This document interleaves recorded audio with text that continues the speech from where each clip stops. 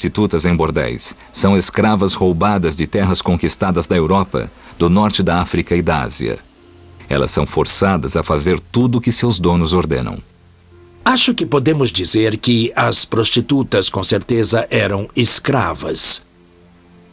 Naturalmente, suas vidas eram bastante miseráveis, como deve ser a vida de qualquer prostituta.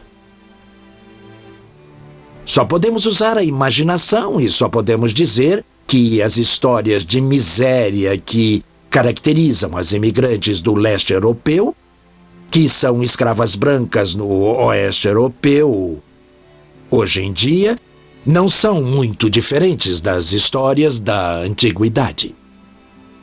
Escravas são trazidas de cantos longínquos do império. As que são forçadas à prostituição ganham por seu exotismo. Muitas pintam seus cabelos de louro ou ruivo e usam sedas para exaltar seus atributos. Com o crescimento do culto a Jesus Cristo, mulheres cristãs também são entregues a bordéis, como forma degradante de punição. Mas algumas prostitutas são mulheres livres que trabalham por desespero. Elas são motivadas pelos mesmos fatores que atraem homens e mulheres para a prostituição hoje. Essa é uma das poucas carreiras disponíveis às classes mais baixas que pagam muito. Até mesmo uma prostituta barata ganha 3 vezes o salário de um trabalhador sem especialização. Na época, como agora, o preço também dependia da idade, habilidades e beleza. As mais baratas cobram 2 moedas de cobre, o preço de um pão. Essas mulheres precisam de muitos clientes para lucrar.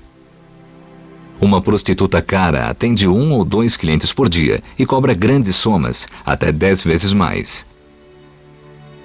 O homem prostituto, no máximo, ganha uma fração do preço de uma mulher. Apesar de suas histórias individuais, coletivamente esses homens e mulheres abastecem uma máquina econômica poderosa. Sexo no bordel aqui e em qualquer outro lugar em Pompeia era barato. Mas era um negócio próspero que dava muito lucro, se não para as prostitutas, ao menos dava aos seus exploradores. E quem são esses exploradores? O mais conhecido é Delano, o cafetão que comanda o bordel com mão de ferro. Delano recruta a equipe, estipula preços, exige disciplina, lida com pagamentos e, quando necessário, suborna a polícia. Mas geralmente Delano não é dono do bordel. Geralmente ele é um homem livre, trabalhando para outros que se escondem. Os verdadeiros donos são membros das classes superiores, incluindo nobres bem-nascidos. Eles são motivados puramente pelo lucro. A maioria dos proprietários de terras tem seu dinheiro na agricultura, que no máximo dá 6% de lucro a cada ano. A prostituição é um negócio em dinheiro vivo com margem de lucro maior. Principalmente se você tem escravas fazendo o trabalho. Mas apesar de lucrativo, não é considerado totalmente respeitável. Então, os donos mantêm alguma distância de seu negócio, mesmo que essa distância, às vezes, seja de apenas alguns metros. Uma olhada de perto nas ruínas revela o tipo de gente que ficava secretamente por trás desse mercado de sexo. As pistas começam com desenhos nas ruínas. Bem nesse lugar encontramos um pênis esculpido na pedra de pavimentação da rua. Esse pênis é um deleite para todos os turistas que passam por aqui. A história que contam é que ele aponta para um bordel e que o bordel é daqui a 2 ruas à esquerda. É uma história louca. Como isso pode significar que deve passar por 2 ruas para chegar ao bordel? Ele deve se referir a essa casa mesmo. Uma possibilidade é de que ele seja apenas uma placa de boa sorte. Pênis era um sinal de boa sorte. Mas outra possibilidade é de que indique prostituição dentro dessa casa.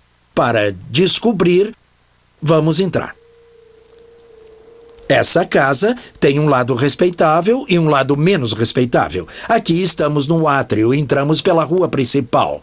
Essa é a rua grande, a Via della Abundanza. Temos o implúvio, um espaço grande, típico de uma casa romana, rodeado de quartos aqui. E aqui as salas grandes de recepção. E tudo isso faz parte de uma casa respeitável comum romana. Mas bem lá no fundo, ao outro lado da atividade deles, se formos por essa passagem estreita, chegamos à ala de serviçais da casa, digamos. Isso provavelmente é a cozinha. E passando por esta porta bem estreita aqui encontramos os quartos das prostitutas e descobrimos um pouco sobre como o dono da casa ganhava seu dinheiro. 1, 2, e do outro lado da parede ao terceiro. Aqui você tem uma pequena entrada vinda da rua, algumas escadas subindo, então ele provavelmente alugava quartos. Ele podia ter outras garotas trabalhando lá em cima também. Poderia ter meia dúzia com facilidade. Então, às escondidas, esse cara, na verdade, comandava um bordel. A atitude da elite em relação ao sexo público e privado era no mínimo complicada. E começa a explicar por que ele acontecia tanto e tão publicamente. Aqui, o sexo pago ou não era uma questão só de prazer, era questão de poder. E com o sexo e o poder, podia vir a devassidão.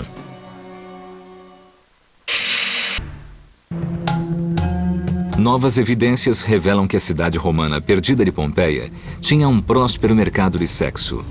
Um mercado que envolvia todas as camadas da sociedade. Vimos como eram os bordéis e os becos que atendiam trabalhadores comuns.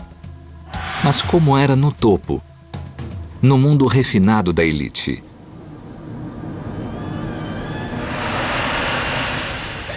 Em 79 d.C., essa era a Floralia, um festival de prostitutas iniciado por volta de 238 a.C. O festival é dedicado a Flora, uma trabalhadora muito bem-sucedida que deixou sua propriedade ao povo romano e criou um fundo anual para comemorar seu aniversário com uma grande festa na rua. O autor cristão Lactâncio escreve desaprovando: as prostitutas, para importunar a multidão, tiram suas roupas e agem como atrizes diante da plateia. Isso se estende até que os espectadores, sem vergonha, estejam saciados. Para homens da alta classe e moralistas, esse tipo de exibição é considerado vulgar. Para eles, o sexo não deve ser gratuito para todos. Ele deve ser uma afirmação cuidadosa de honra, força e poder. O conceito de honra unia as virtudes tanto de homens quanto de mulheres, na antiguidade, no mundo romano. Para homens, a masculinidade abrangia a habilidade de expressar poder sobre a emoção de outro e também de usar esse poder para controlar os outros. Na literatura romana, geralmente nós vemos a atividade sexual meramente como uma expressão de poder, onde a pessoa que penetra é a que está no controle, exercendo uma identidade poderosa.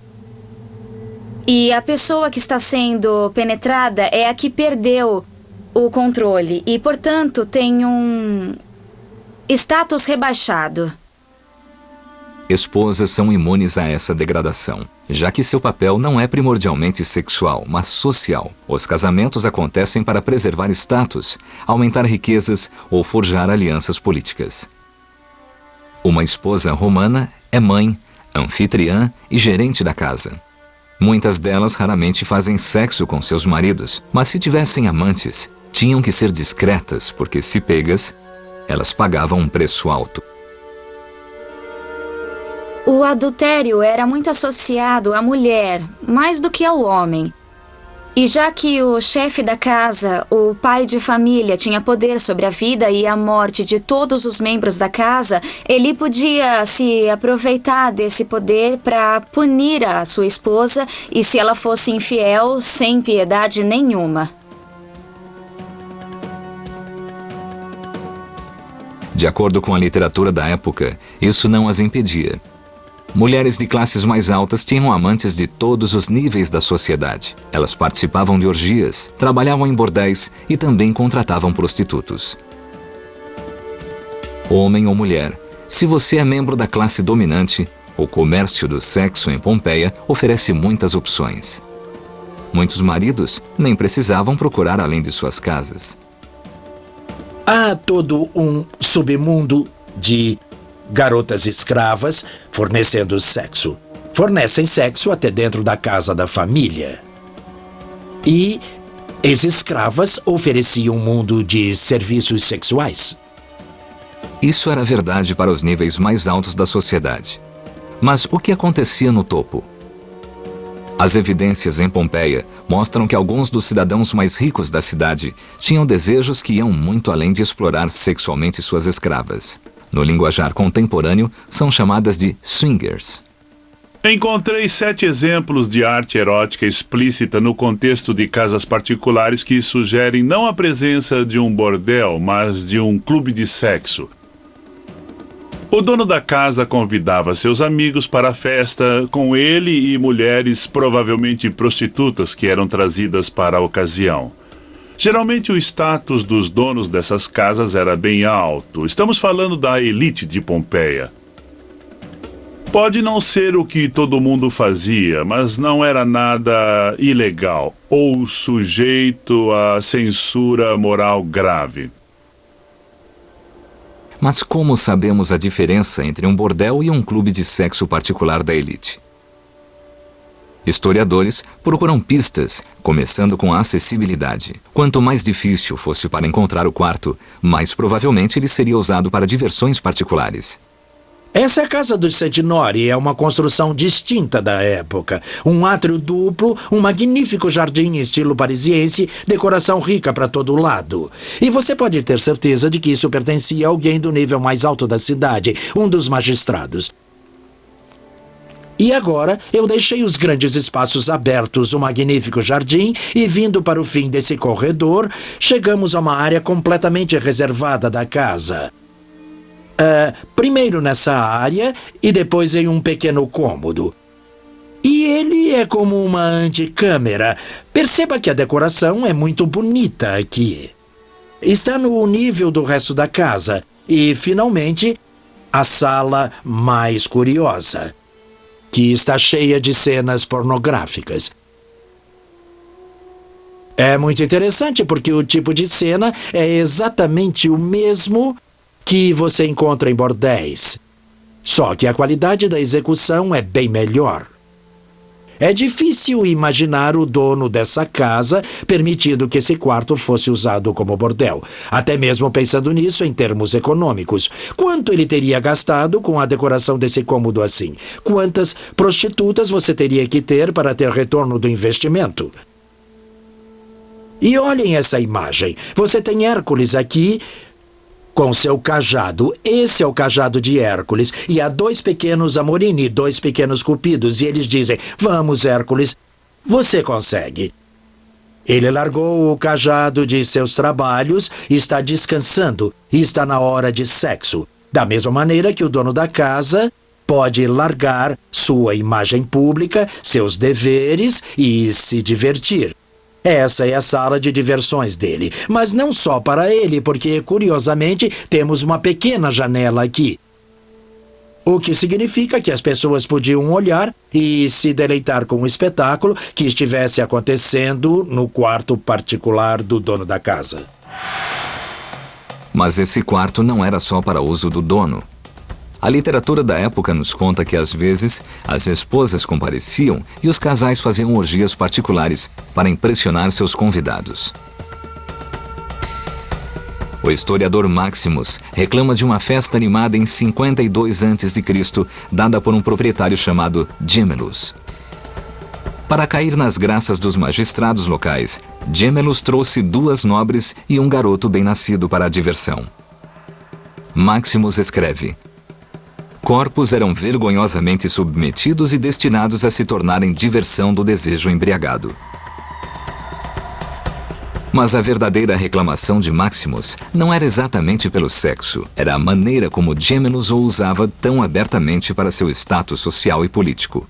E esse podia ser o objetivo do sexo em Pompeia. Escondido na maioria dos poderes romanos, ele era um instrumento de riqueza, uma marca de poder e uma ferramenta para o progresso pessoal. Em todos os níveis da sociedade romana, o sexo era uma moeda de troca.